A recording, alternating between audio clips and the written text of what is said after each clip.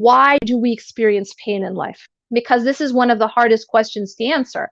And a lot of people get lost in that question. Why is this happening to me? Or why did this have to happen? It's not fair. We sometimes get stuck in the why, right? And when we get stuck in that why, we can't move forward.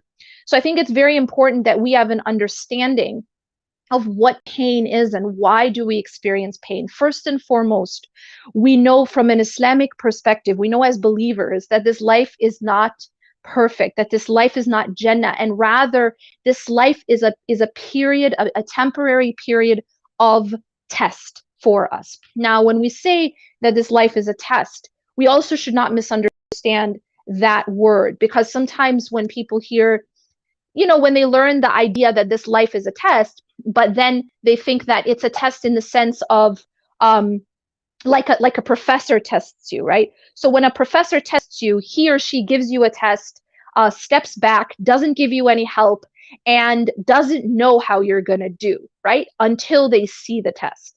Well, Allah subhanahu wa ta'ala's tests are not like that. Number one, and this is essential, is that Allah subhanahu wa ta'ala is with us in our tests. Allah does not go away while we're being tested and just leave us to ourselves.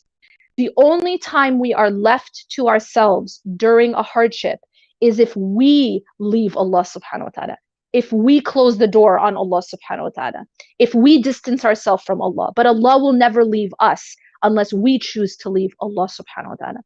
So the first sort of unlearning that we have to do when understanding the idea of a test is that Allah doesn't leave you in your test just for you to depend on yourself, and then he steps back and sees what you're going to do.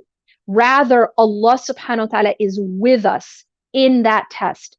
And without the help of Allah subhanahu wa ta'ala, absolutely no one could ever pass this test. Nobody could be successful without the help of Allah subhanahu wa ta'ala. So the first mistake, when we're dealing with a broken heart, when we're dealing with pain, is that we depend on ourselves. This is the first mistake that people make. Even very religious people, even very spiritual people, even very practicing people will sometimes misunderstand the idea of being tested and think that they have to depend on themselves.